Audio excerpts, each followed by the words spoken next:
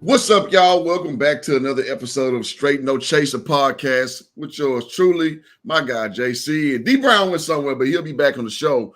So, guys, y'all been rocking. This is season 4. We are being broadcast on the PTJ network. Past the joint, if you know. So, I mean, we got a good show lined up with you. It's a lot going on with the Cowboys. Fellas, what's up, man? What's good, man? It's football season. It is definitely football season. Everything is right in the world. The earth is spinning properly on its axis. Food tastes better. The beer is colder. Women a little bit finer. The whiskey hit a little bit harder. Everything's right in the world, man. It's football season. And now that these Cowboys about to get it going, all is right in the world, man. Good to see you, boys. Yes, sir. Hey, no doubt, man. It definitely is good to see y'all. If y'all haven't noticed, I got kind of swole in the off season. I noticed I was fading a little bit at the end down the stretch. I wanted to make sure that I had what I needed in terms of energy, man, for us to dive right into season 5, y'all. There you go. So, guys, if you guys are new to the show, this is not your average cowboy fanboy podcast. That is not what we do. When we tripping, we call it to the carpet. When we're doing well, we're going to say, hey, we're doing good, but we can work on this, that, and the third. So just sit back, buckle up. I think y'all going to like the show. All right. Absolutely. So let's get to the first topic, man. So the show topic today is week 1 versus the Eagles. Are we partying like 1989? So the reason why I mentioned that is because, Netflix has reinvigorated the cowboy lore, as it were, with the nice, rendition of the triplets and the heyday 2.0 of the Cowboys. So when Jerry Jones had taken the team over, I believe 1989 was the year. That's correct. Yep. Yeah. So that's why we partying like 1989. So, gentlemen, quick synopsis, man. Like, what was your takeaway from how about them Cowboys? I ain't gonna lie. Hold on. Let me say this. I ain't gonna lie. I said on Facebook, it bought me at least 20 more years of delusion. Because I ain't gonna lie. At the very end, when Jimmy got into the Ring of Honor and he said, how about them Cowboys, man? A thug tear almost crossed my eye. I ain't gonna lie to you. I get hyped, man, when I see that. You know what I'm saying? Like I told y'all, Skip Bayless and Andy Reid, they ruined it. You know what I'm saying? Just get off my man Jimmy's stuff.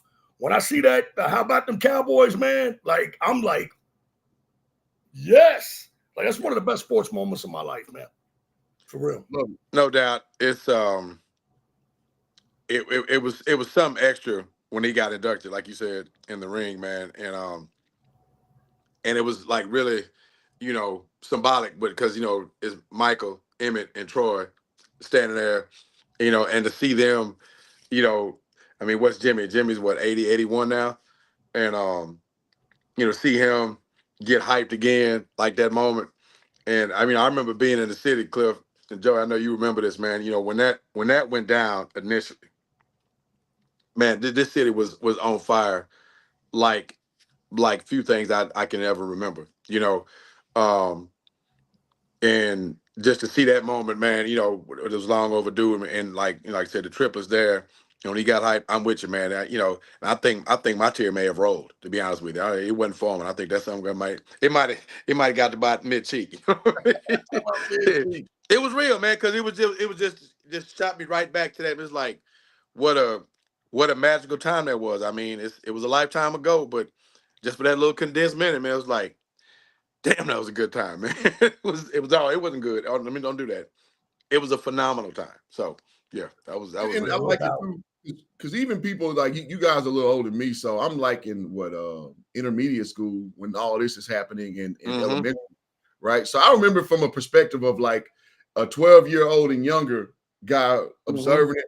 So obviously I'm seeing more of the bombastic things. I'm not seeing all the idiosyncratic things and the little back end stuff.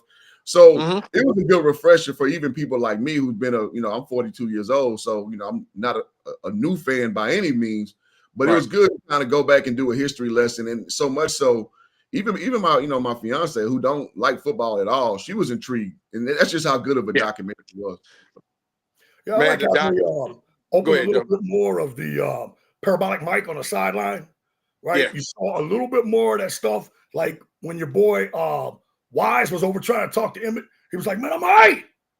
Damn, man, I'm all right." Like, like you see stuff that goes on and you realize what an intense situation it is on a sideline.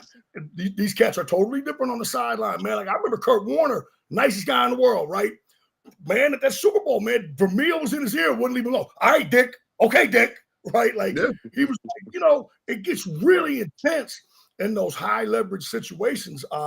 And before I throw it back to the distinguished members of the panel, something that kind of came about to me that I noticed, we talk a lot about culture, okay? And we talk a lot about coaching here. We are highly critical of coaches, okay? And it's not just game management.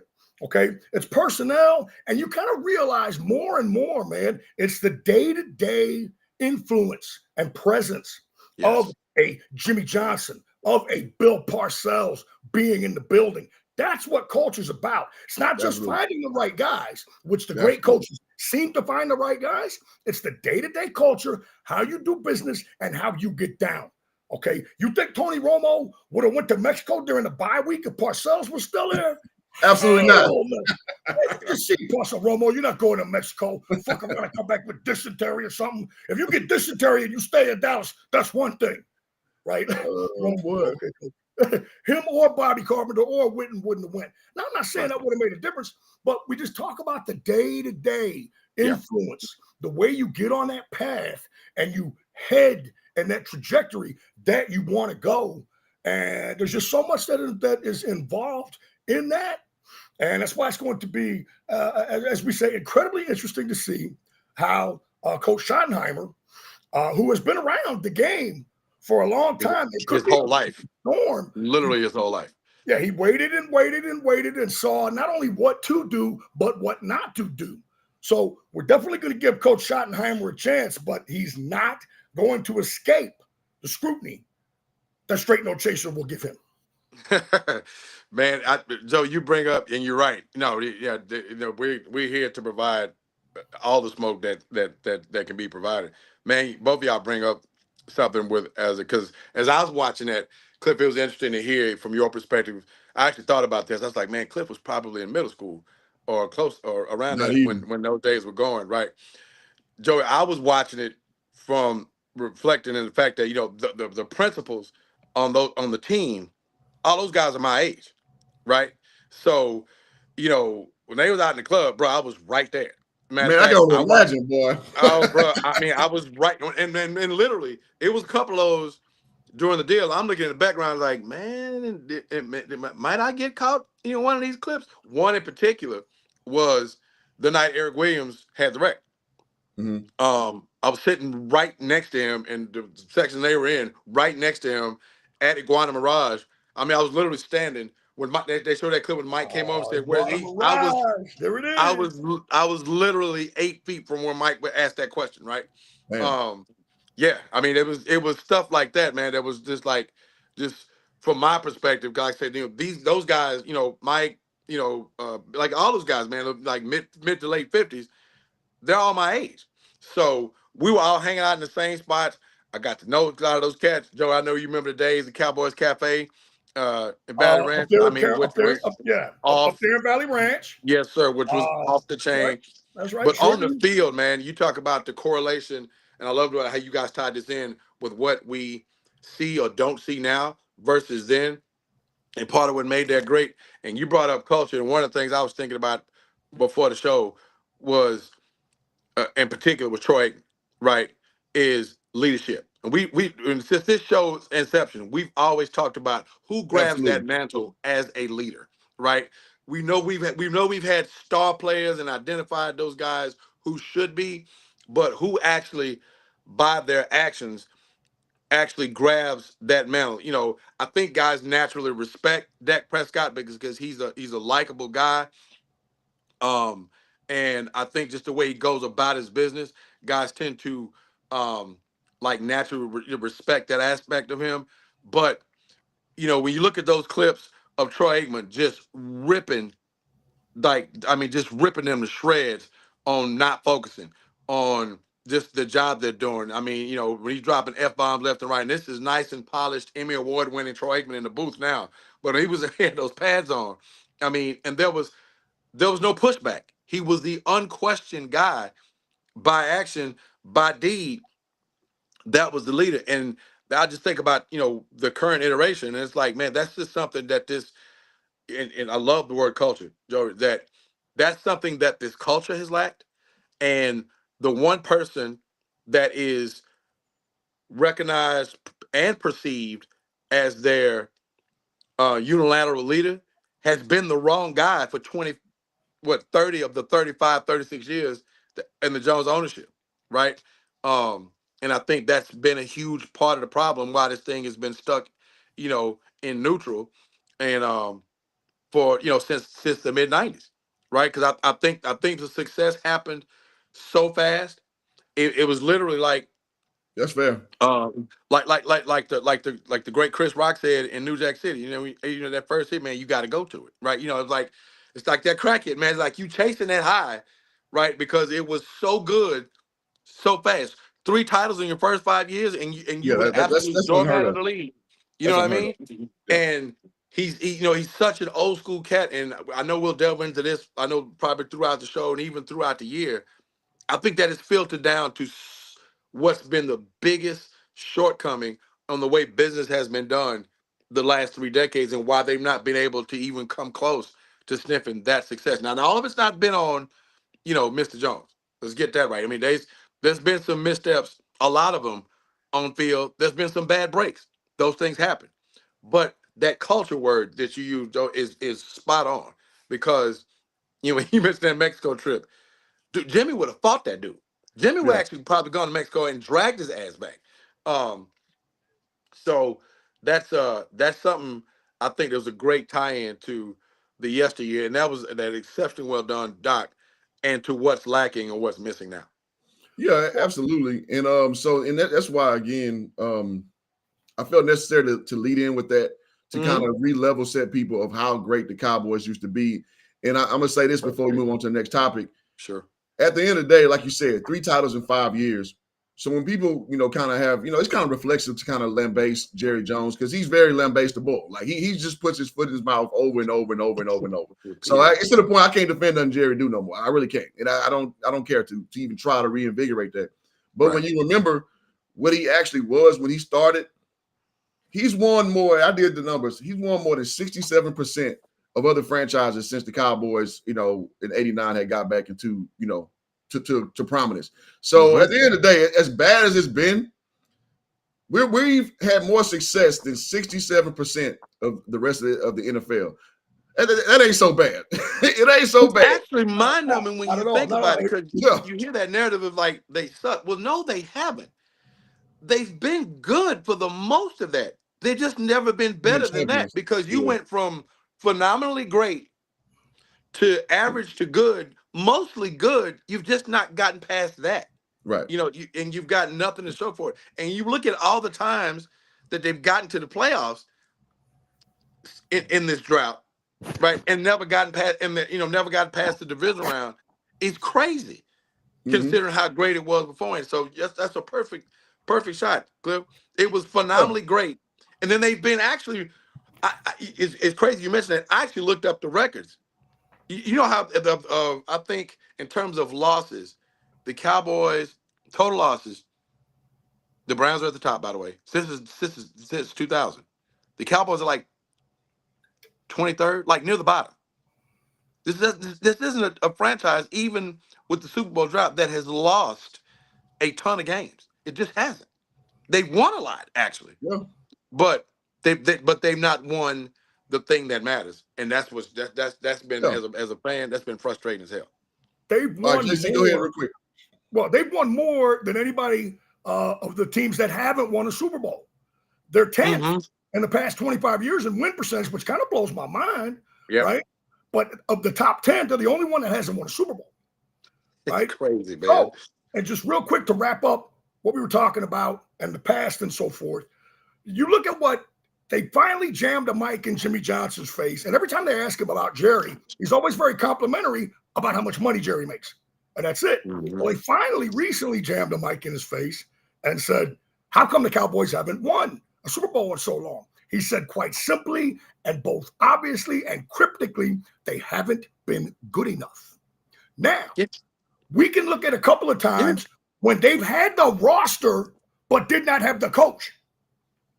They had the coach with Parcells, but you have to understand, man, Parcells put his print on that thing with that 2005 draft. Lord Jesus, what a draft that was.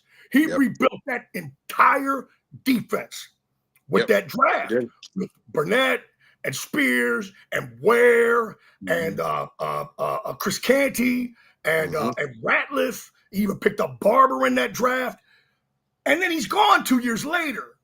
So you get to 2007 and they seemingly have the roster, but they don't have the coach.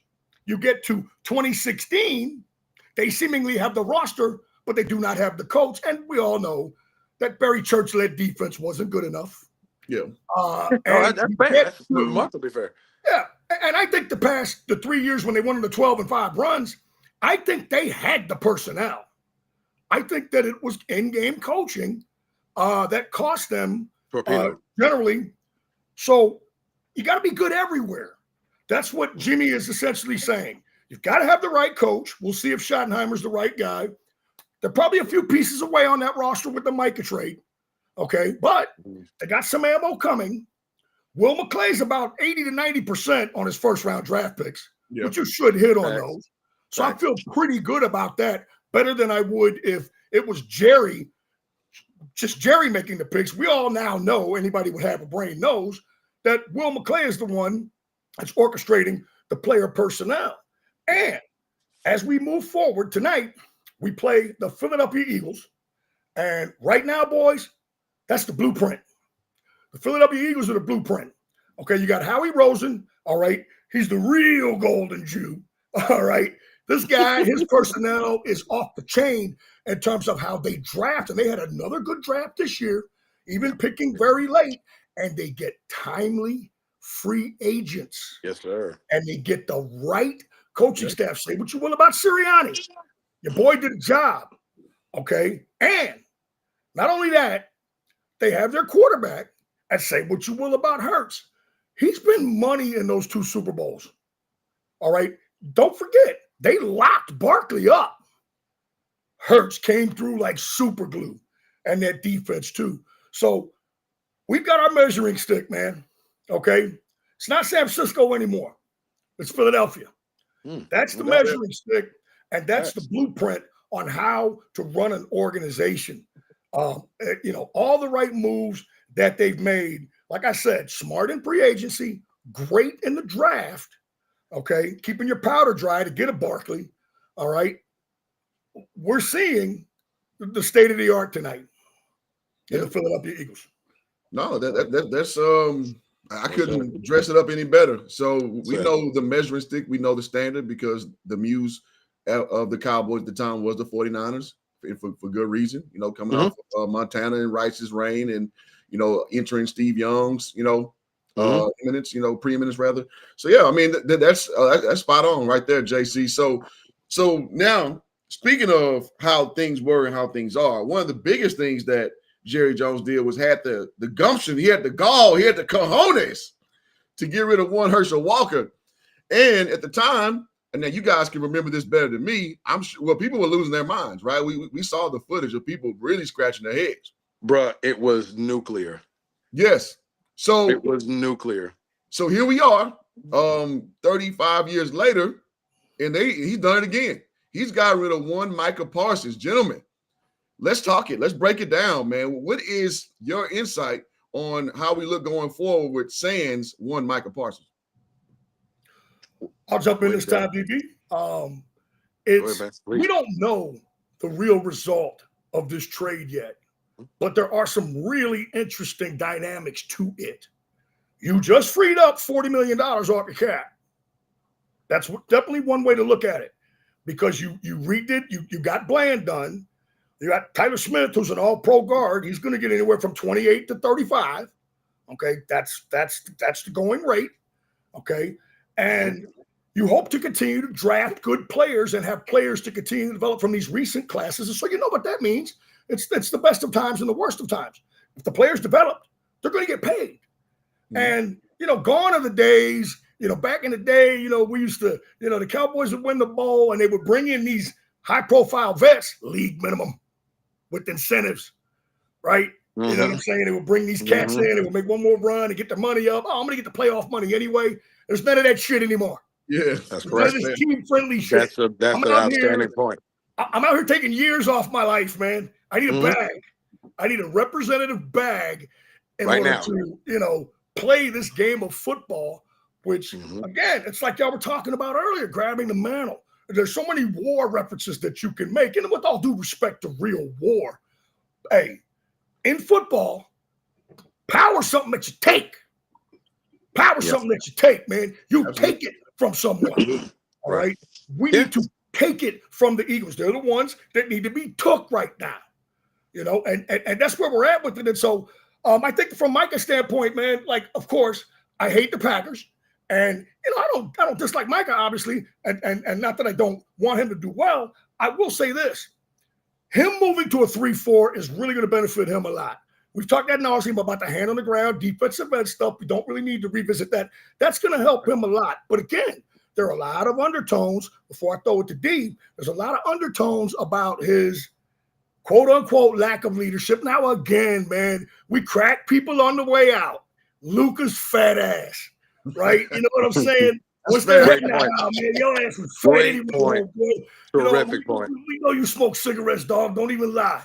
It's like we crack them on the way out. Oh, Micah, you weren't a leader anyway, man, doing that damn podcast. Yeah, whatever. Well, look, man, there were some interesting possibilities with the leadership side of things. If that's considered a void, that he wasn't really a leader, just a great player, which is fine. And we're going to see who steps up. And also, we'll know a lot more about this down the road.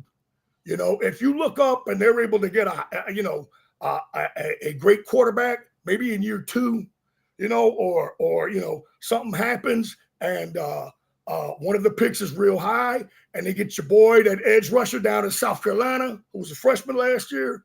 Yeah, man. Then the trade looks a lot more favorable, but for the short term, D Brown, it hurts. It hurts. It does. Well, D Brown, before you go real quick and do some house cleaning, y'all hit the like button on the podcast if you guys are liking all this insight you're getting for free. It costs you nothing. It costs you nothing.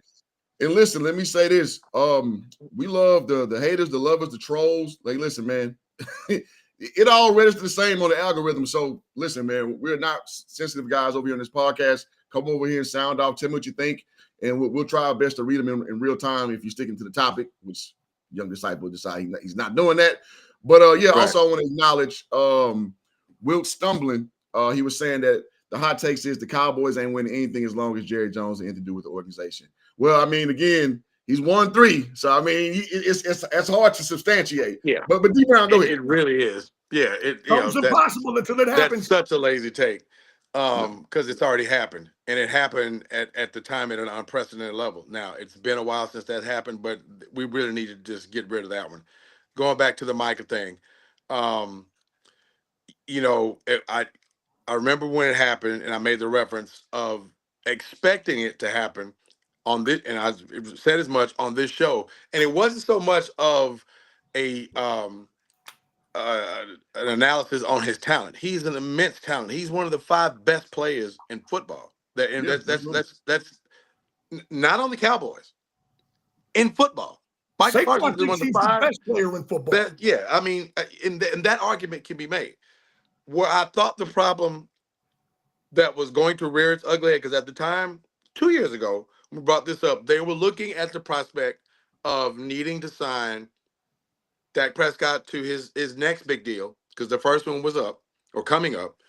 CD had emerged as that 15-second, 15-minute question of, is he really a one? Well, he had answered that in spades. Yeah, he has that. Right. Yeah, emphatically. Yeah, Right. And then, of course, the Micah thing. It's like, man, I could see that because I think the consensus was we knew what's up. Game day. I oh, appreciate Mr. you. J. Yeah, you damn right. Game time, baby. Yes, sir. We Damn knew right. that Dak was going to get re-signed. I mean, because he's a franchise quarterback. We lived the turnstile that was post between Troy Aikman and Tony Romo. Okay, it's cringeworthy now to name those names. All right, so we knew that we were going to re-sign Dak, and we knew that they were going to re-sign CD, because it's like, you're not going to have your franchise guy out there and not have a primary weapon. We lived that with Dak in 2017 after Dez left, right? And then you go make the midseason trade to go get Amari. So we knew the CD thing was going to happen. Where I thought that was going to be difficult was, I don't know that they're going to want to pay Micah what he's going to command. That was anticipatory of where he was then projecting and what he had become, and then the ticket to pay that. Now, depending upon the reports that you hear, they threw a lot of money out there, a really big guarantee that was like probably topped Green Bay's, as it's being reported from the ESPN side of things, around 150 million. Now, that's not at all out of the realm of possibility for me to believe that, right? Because what Jerry has done, and Clifford, you and I talked about this privately, Jerry's history throughout his entire ownership is that Jerry pays his stars. Absolutely. Especially the homegrown guys. Absolutely. Now, they don't do it so much with free agents anymore, i.e. Stephen Jones. But the homegrown guys, the guys you draft and they become your stars, that history. This was a big departure. I need people to understand this. This was a big departure for Jerry Jones, for this trade to happen. And I'm of the opinion, I don't have anything to substantiate this other than me astutely following this franchise for over 4 decades now. That's how old I've got. And You've been especially following long as I've been alive. right. And that's a fact. That's an absolute fact. So what's nuts is you cannot convince me that he was not talked, or there was a significant conversation with his son, probably more his son than anybody, because Steven is the purse string guy. And now I think I heard Schottenheimer mention that this was a unanimous decision. I think he was, by virtue of the fact that we'll respect the fact that you're our coach now, so you can get in on this. But that decision was a conversation between McClay and the two Jones boys, right? Yeah. And I want to say, if I can project myself in that room, hey Pop, if we spend this, then we're not likely going to be able to keep this guy. We can make it, right? Because he's asking for this. Jerry's be like, well, no, man, because Micah's Micah. Micah's one of the reasons that the viewership is what it is. People still tune in. He actually is one of the best damn players in the league, and he's in his prime. I want to keep him. That conversation went kind of something like that. Now, I think the old man's ego got in the way, because I think he's still, like I already referenced this earlier before I landed, is that he's still stuck in the way that he used to do business. Right? These guys, these young guys, and I'm gonna credit LeBron James with this.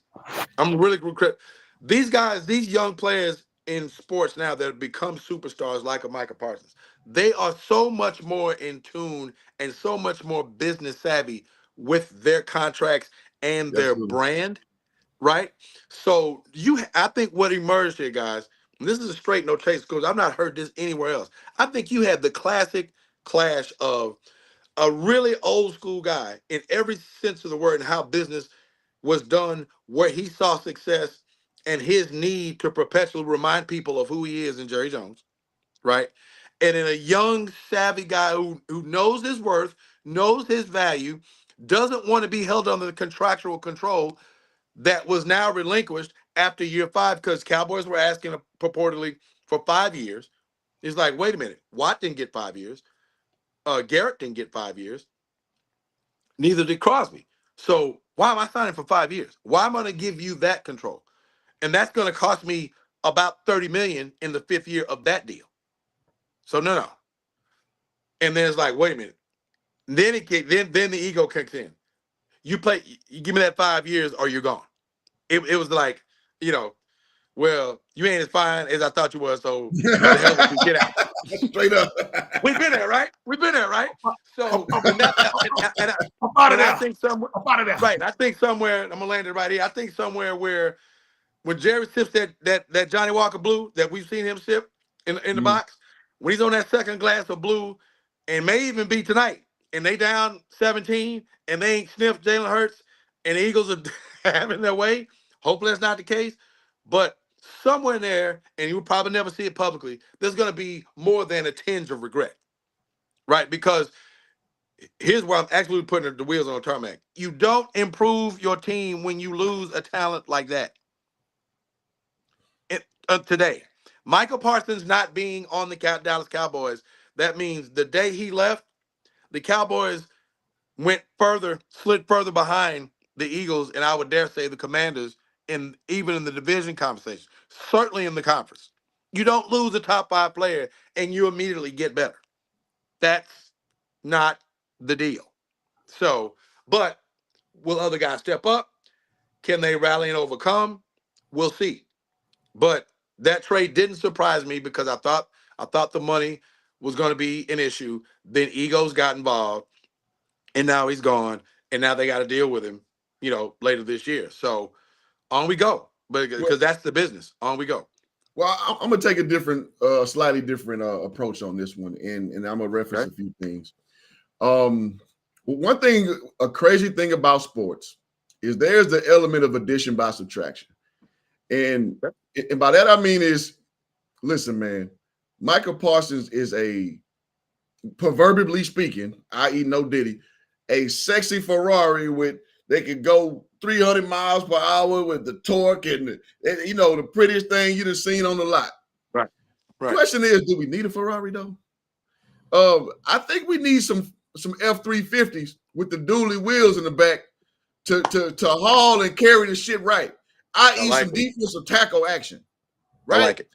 Because one thing the Cowboys do well is get goddamn edge rushers. I mean, we going from Ware to goddamn T-Law, and now Micah being the latest iterations. Like, we can find dudes to rush the edge. What we have not been doing a good job is finding that guy to plug the middle since we talking the glory days. And if we're being honest, that's been a thing that's been killing us because everybody reflexively 100%. talks about Dak Prescott. And listen, man, Dak don't do himself no favors in these playoff situations. But then conversely, you look down the chart, everybody running the goddamn ball down our throats. Hey, Will. We remember from the LA game and when Anderson, old ass, and Todd Gurley just had their way. Listen, man, off the couch. Anderson off the couch. Right. He was literally sitting on his couch the week before. Yeah. So we've seen this be a problem, and then the 49ers did it to us twice, and someone else I'm forgetting did the same thing. And during this whole span, the 4 playoff game span, your boy Micah Parsons gave us 1 sack. And I understand because he gets a lot of attention. But you know what motherfuckers do to Micah Parsons too? They run at him because he is not a run stopper. He is a stop and assess guy when you come at him with a run motion. And listen. Or chip him. Yep, he's out. Yes, exactly. Yeah. So I get it. It's a sexy player, proverbially speaking, but it's like, okay, when are we gonna correct the shit that we need to correct with the linebacker core? I see with Overshown, he gets back healthy. We've done that, right? So ultimately speaking, having dudes with names ain't never been the Cowboys' problem. The problem is you got the wrong motherfuckers out there. Like, what's my man from LSU? I know you're gonna love this one. Playing corner that just never really materialized, but he was a name. His name escapes me. What's my boy? Like 10 years ago. Oh, Mo Claiborne. Mo Claiborne. Yeah. I don't know why his name was just Claiborne. Mo Claiborne. Yeah, Jerry made a mistake. He actually thought that was Patrick Peterson the whole time. You got the wrong one. Yeah. Like drafted him. I would Let's argue not we did the same thing in running back around that same time, getting Felix Jones instead of worried about McFadden. But, that's another day, another story for another day. But my point is, we go get guys, like you said, we draft well, especially in that first round. So I'm not so much worried about that no more. We've proven overcompetent to go find the requisite talent in the draft. Yeah, we'll swing and miss on a Taco Charlton from time to time, but we pretty much hit on that first round. Look at our three keys on the front line of offense. We don't know about the latest Tyler, but we hit on the O-line damn near every time, right? We hit on the D-line. Well, not so much interior. Exterior, we hit on those guys. I think this Ezraku kid's going to be solid. I do. Huh? I think this Ezraku kid they drafted this year is going to be solid. Yeah. Yes, yeah. And we got Dante Fowler. Like we'll be I gotta say, and shout out to Jackson State University, and shout out to Coach Prime. I think James Houston is going to be a good disruptor coming off that edge, man. Come on in. Come on in here then. Bro, he pinned his ear back and get after that goddamn quarterback, man. We talking about SEC. I like the point, Clip. I do. I love the counterpoint in that, that's a great point. I didn't really think about it like that, but you're right. I love the Ferrari F350 reference. And I'm sitting here with my crazy ass thinking, so you're telling us we've been worried about these edges instead of that kitchen. Is that what you're telling us? Yeah. If I'm reading the mail right. Yeah. Okay. The edge is straight, man. We laying them edges, but we ain't worried about that kitchen. I'm with you. Yeah, I like that.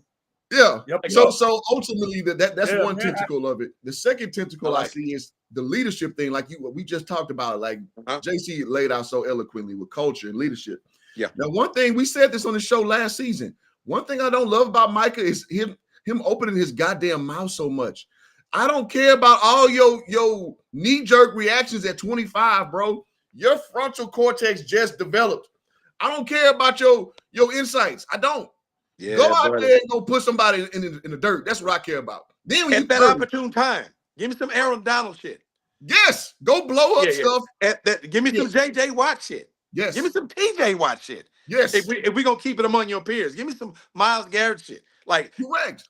When that situation comes in that big moment, and they do the tight shot, and you stand there and they in your face mask, and I don't hear your name. Something wrong. Continually, something wrong. That's the problem. I'm 1,000%. But the next night, we get that you just led with. I'm 1,000% with you on that. And I'm gonna say this last thing. The price of being the Dallas Cowboys is that thing. There were people constantly jamming microphones in his face and catching the odd tweet or comment all the time, and then going back to ownership. When it's the Cowboys, every single day, Micah's laying on a bench. Micah said this. And it just exacerbated the whole thing. And it completely got out of hand. The guy that I want to see step up, the guy with the ability to do it is Sam Williams. All right. 6'5", 255 pounds. He's a 4'4" guy. Okay. Y'all remember you've been a Sam Williams guy for 3 years, Jay. Yeah. You remember when Quinn was working? It was like, hey, man, this is like a taller Micah. Okay, cool. Let's see it. We've seen flashes. Okay, now he's going to get extended minutes. This guy set an SEC record for sacks. Okay. Yeah. Oh, yeah. He missed last year. That was a big loss. I really don't care what you say. But everybody loses guys. Okay. And the thing about edge rushers, and I'll take a slightly different standpoint on it than what my man Clip was talking about. Yes, it is a sexy, exciting thing. Okay. The whole dunk 3-pointer shot. You know what I'm saying? Watching him throw Mike McGlinchey in the air and hurdle Justin Fields. I mean, that stuff is really exciting. But I will say this. Even when you have an edge rusher, people are looking for him, man. You know what I'm saying? Really when you start getting past Micah and Garrett and Watt and the kid in Denver that just signed, who are the great edge rushers? There's not a whole lot of them out there. And it's one of the major 4 positions that we've talked about: left tackle, quarterback, corner, and edge rusher. Now, they can find one, and there will be other ones coming, and it's going to be really interesting to see how Donovan, I'll get his name right at some point. It took me a minute to get LaFau's name right. I used to call him the Notre Dame guy, but he stuck around and made some plays, and so I learned his name. Ezraku is his name, right? That's correct. He's a Philadelphia kid. He seems to be universally regarded as a very, very sound draft choice that had a first-round grade by many, many teams and many scouts in the NFL. And so now, yes, the run defense is critical. Let me tell you something about Kenny Clark, man. Kenny Clark, much like Brandon Cooks, Tyron Smith, and Martellus Bennett, came into the league at the age of 20. Yeah, he's a really young dude. Yeah. 30, someone's been in the league for 10 years. Experience between 9. Okay. Yeah, he has tremendous experience, and he is a plus run defender. Yeah, yeah. And the year before last, he actually gets to the quarterback. So that's a really good get there. And I think that they took him right there. Yeah, they took him instead of taking like a second-round pick. They said, well, look, okay, we want the 2 1s. That's a given, right? And that's the thing. If you'd have waited until after the season to trade him, then all you would get 2 number 1s if you franchised him, right? So they did it a year earlier, and they picked up Clark, who's got a couple years left at a pretty affordable salary because any of the guaranteed money, that rolls to Green Bay in terms of affecting their cap. So here's a guy at a reasonable number that's a proven player, a good veteran, and an excellent run defender. And I think that's going to help Osa a lot in being next to him. Now, what you're going to do is you're going to look back at the drafting of offensive linemen, the drafting of Booker, all right, the drafting of Guyton. Not exciting to most people at the time, but in a few years, you're going to look back and you're going to be like, damn. Correct. We got Guyton. We got the 3 Tylers. Right? Martin and Fredericks. Yeah. I was about to say it's the Travis Fredericks all over again. Yeah, hopefully the Steele thing kind of takes care of itself. But, man, that's a great core up front to build around. And when you're adding these perimeter players down the road, you're going to be like, yep, we got that base up front. You know what I'm saying? We got the base up front, man. So I think Booker was a great draft pick. I mean, hell, I don't know. You guys saw the draft. He comes running through at 340 or whatever he is. He picks that one dude up. That dude must have been 225. He picks him up and carries him. And I'm like, oh, yeah, man. This guy, strength. That's their strength. I think this guy's going to be a very good pick. That's it, man. I think he's going to be a very good pick. Okay, and there's some positives to see here. Real quick, this tandem has a chance to be the best tandem really since Irvin and Harper. A lot of parallels between Pickens and Harper. Yes, they both went to Tennessee, right? Yes, they're both about 6'3". They're big dudes. Harper was the SEC high jump champ. Okay. Yes, he was. About the catch radius that Pickens has. I heard one guy say he's the most talented receiver in the NFL. Talented, that is. All right.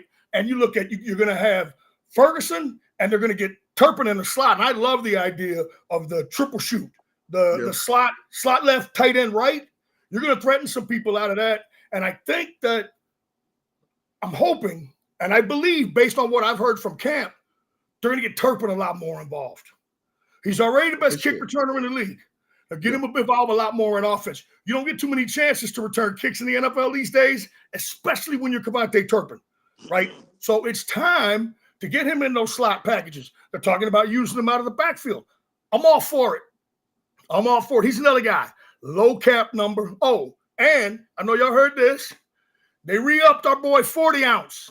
Yeah. They re-upped Lemke, right? Yes, they did. I'm expecting a little more usage out of Lemke. I want to see if Schottenheimer and all the things that he's learned from being around, his dad, who's an excellent football coach. Everywhere Marty went, man, he won. Everywhere he went, he won. Cleveland, Denver, man, that Redskin thing was a steaming pile on the side of the road when he got there. He took them some bitches to 8-8 before your boy Snyder freaked out and Spurrier became available. So he's seen some great coaching. All right. Again, what I think the focus is going to be, in addition, we talk about culture, it's game day management. I've heard that this guy is very detail oriented. All right. So we all saw how McCarthy struggled with the use of challenges. It was probably his Achilles heel, right? And just game management, use of timeouts, and being prepared. That's what we'll see on game day, okay? The culture that happens during the week and the prep that leads up to the game is reflected in the performance, okay? Now, that's the performance. The guy that's calling the shots, the head coach, he's the guy that is constantly on the right side of decisions, okay? The right side of decisions to help his team win. It's like real quick. Everybody got on Arch Manning this weekend. First start on the road, blah, blah, blah, blah, blah. I don't think Sarkisian helps him a lot in terms of Sarkisian takes, like, you'll see teams take other teams out of the run game. The Cowboys do it with the Giants, it seems like. They jump up on them, and then all of a sudden the Giants just forget running the ball, and that's a huge advantage for your football team. I think Sarkisian takes himself out of the run game. That's what I think. The whole idea when he came to Texas was, look, I got this high-powered offense. We're Texas, so we should have runners and a good defense. We put the two together, you can't lose. Well, he has eschewed the run game too many times for me, and I'm hoping that Schottenheimer will support Dak with it. And just listen, we know it might not be great, but just be committed to it. We've always talked about how play action works when you're committed to the run game. You can average 3 yards a carry. You get the same reaction when you stick that ball in that running back's belly from the defense. Look, man, they've been stopping you. Man, I know the times I played defense, all right, when I played linebacker and we were stopping the run, man, hell yeah, give it to him again. We're going to bust his ass again. So you get that same look out of it. But if you're not committed to it, if you just go completely away from it, the play action has no effect at all. It just takes your quarterback an extra half second to set up. So we're going to see starting tonight. Yeah, that's the perfect way to tee up where I'm going to go with the show. That's perfect. And it kind of laments to what I was just saying about us stopping the run, because we can't stop the run, then the whole playbook's open. Like we can't control anything. And that's what's been our Achilles heel, literally. So, yeah, like, I mean, we bring in Blue. We brought in Sanders. Like, so we got a running back by committee, but actual guys who are young, who actually can give us something instead of, I mean, no disrespect to Rico Dowell. No disrespect for what was my man, 5'6". We just got rid of him. Oh, Vaughn, Deuce. Vaughn. Yeah, Deuce Vaughn, man. No disrespect for guys who put the blue and white on, man, and went out there and gave us what they gave us. But we knew our run game. When you bring in a retread Zeke, you know that's not a real look to get better. So I do like the fact that we have. I think Jaden Blue's gonna be great for us. So being our little great value, Le'Veon Bell possibly. So we'll see, but it does give us insight there, so we can start controlling football games. So like Joey said, we can start opening up the play action because we have a viable run game. So which leads me to Ricardo Smith's comment talking about CeeDee Lamb and Pickens going for 250 and 3 touchdowns. So this will be one of our last topics for the show. We got about 13 more minutes, and I want to talk about this, man, because we heard the Dak friendly offense.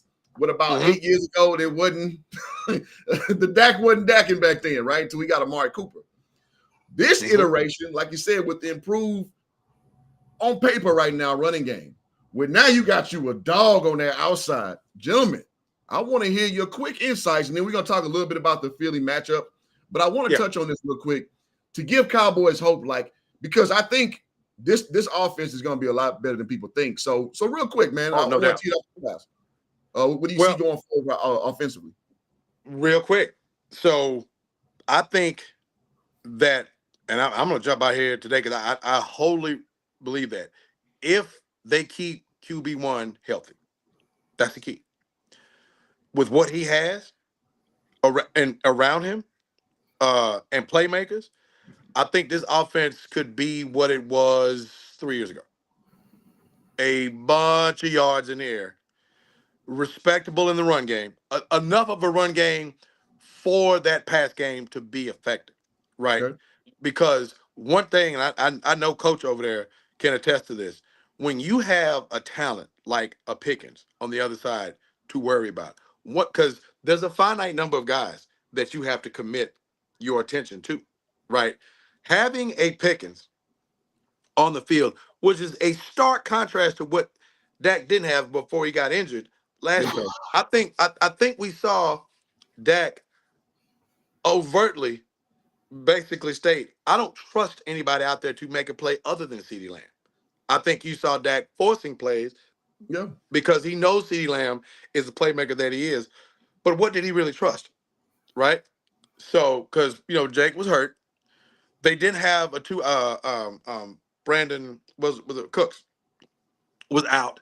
Who do they have? He didn't trust Tolbert. He didn't trust any of those guys. Yeah. So now you have a guy that you've got to pay attention to, right? And so they roll that safety over because they don't want CD to beat him, and now you got single coverage on Pickens. Barbecue chicken. I mean, it's 3 to 5 steps in the ground. The ball's out. go make a play. And that guy can make that play. Now, and guess what? Now, you're changing thought patterns. Now you're underneath to what Joey's point is. Now you're working absolutely Big Jake underneath, right? Cliff, your deal with I think Blue emerges. I don't think it's a big feature yet. I'm saying by week 3, week 4, we're probably seeing a lot of Blue out of the backfield because guess what? He can catch the ball. Absolutely. Do you like him? Do you like him in a matchup? When you put him in a matchup and you make that defense declare, you put him in motion. You like him on a safety or linebacker. You like him catching that ball in space, making that guy miss. Because if he puts his next foot in the ground, he's housing it. Yep. Oh, by the way, they got Kevontae Turpin doing that too, working him in space. And I don't even think he really needs to make a guy miss.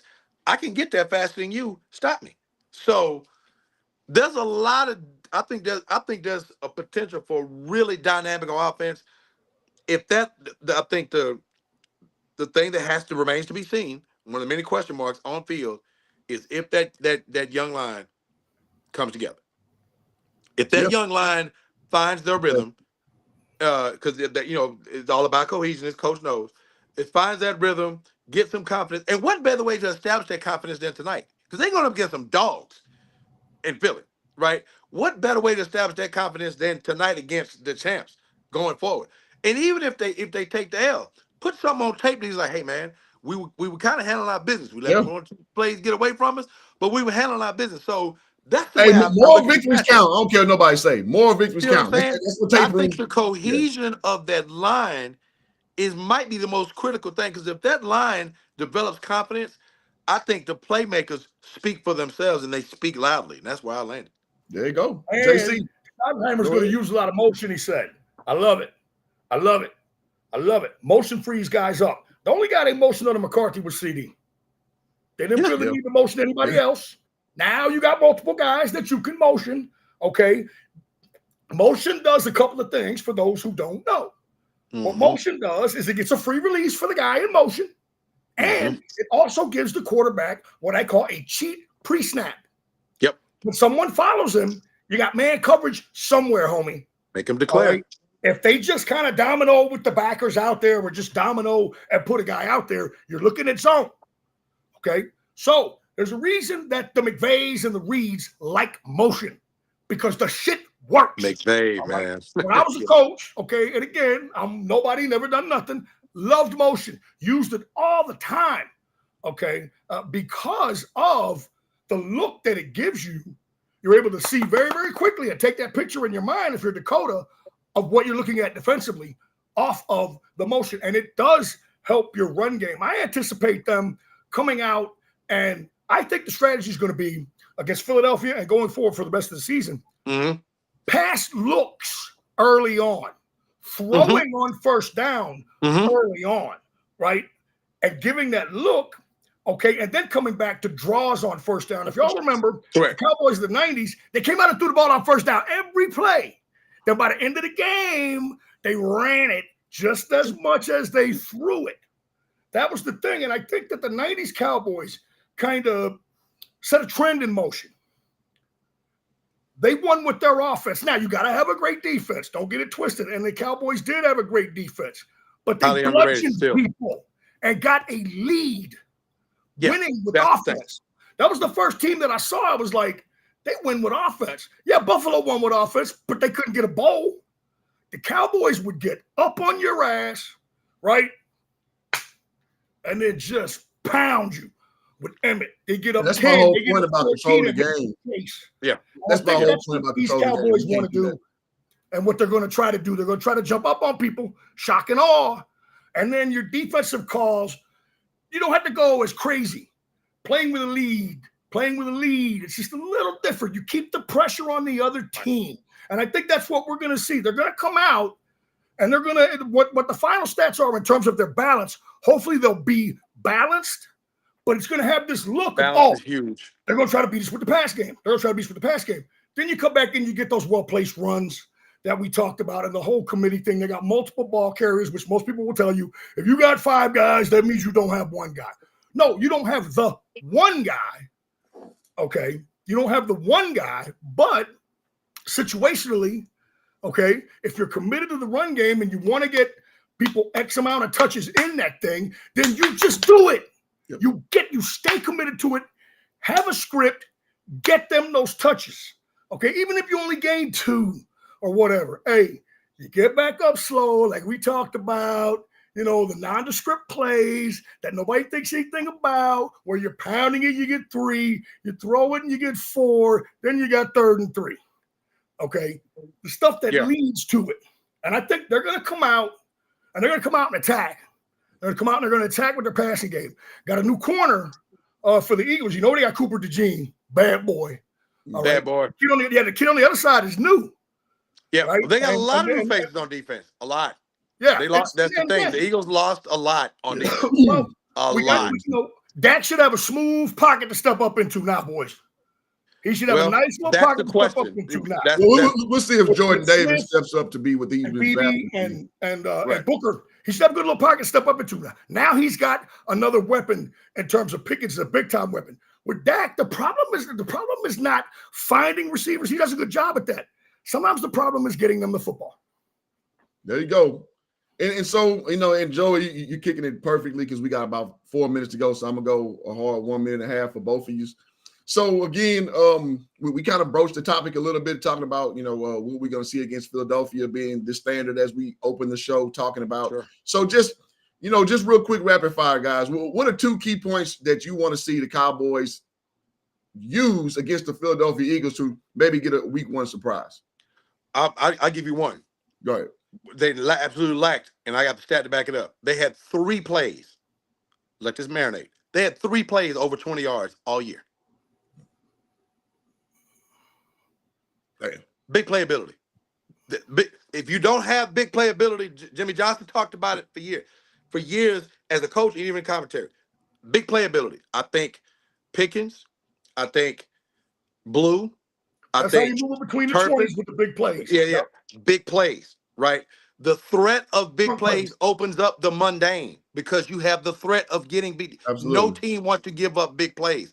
That opens up that good winning, boring shit where you can hand it and get 5 to 6 a tote when it's winning time, Cliff. So that's what I want to see. I want to see the return of big play, big strikeability in this offense. That's what I want to see against the Eagles because I think on their heels, they baby. have an opportunity to do that. Yeah. Keep them on their heels. I like it. I like it. JC, what you got, man? Man, they got a chance with that. They got a chance. Okay.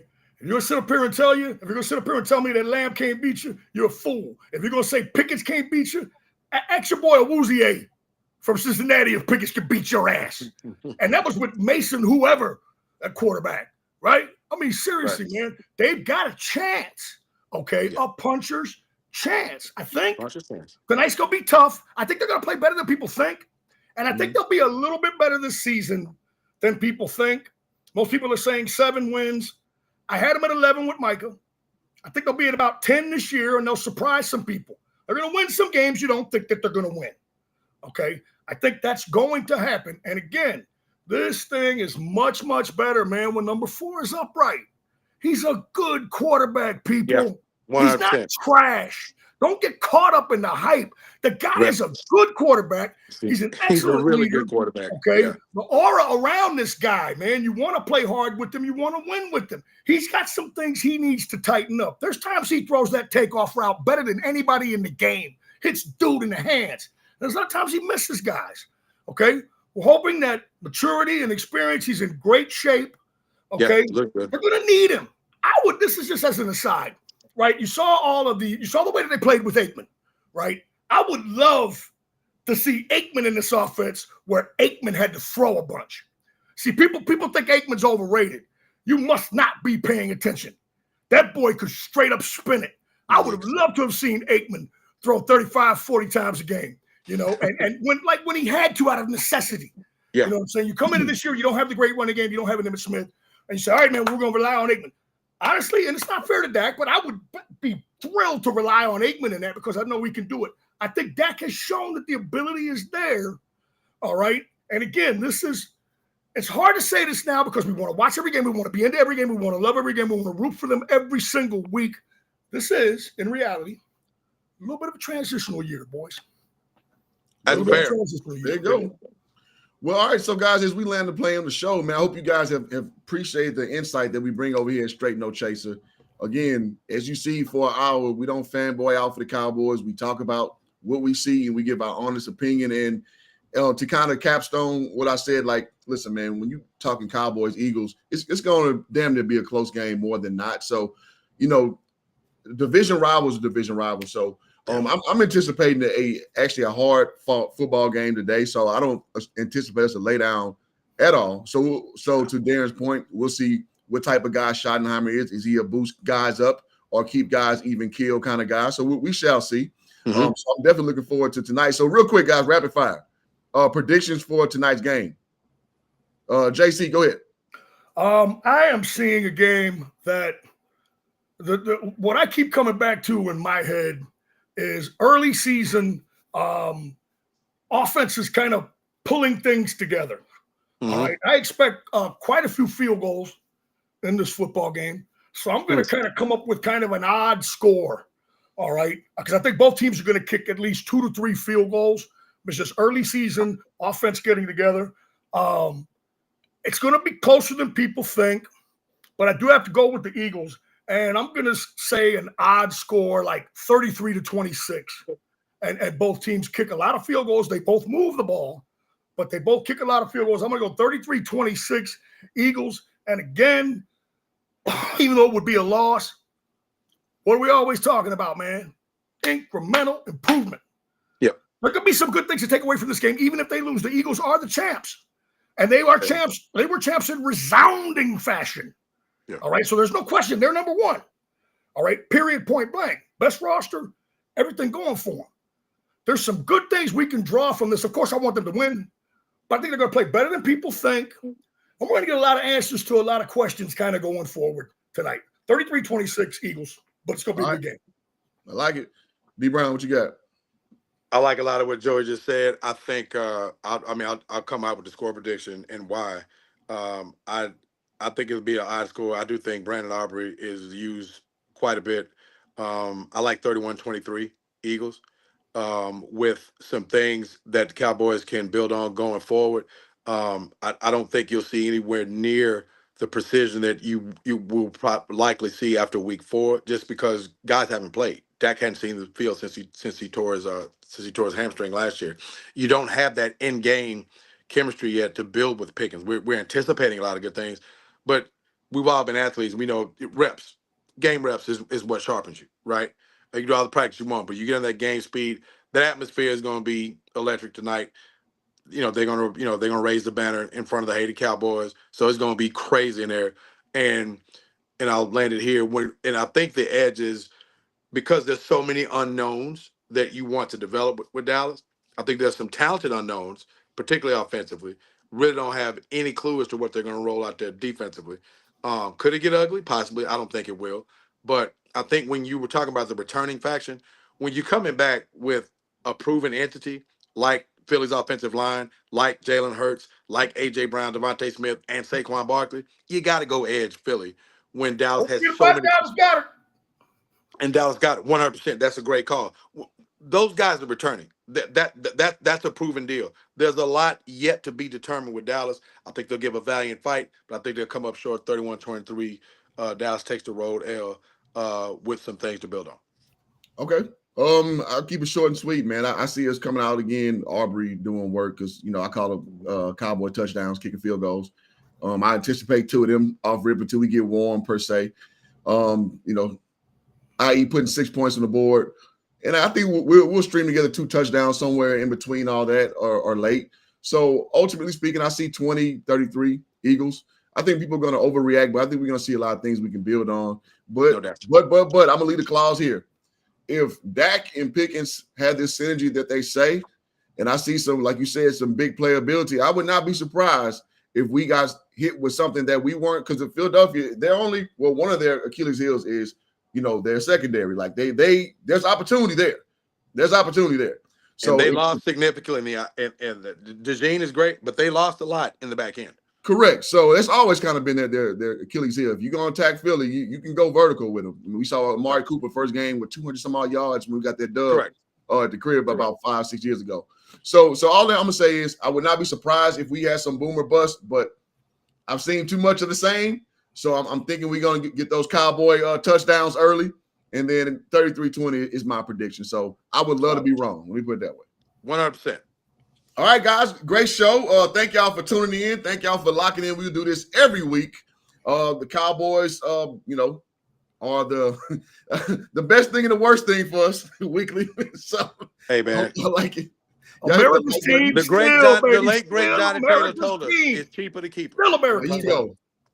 So with that being said, straight no chaser. We are out.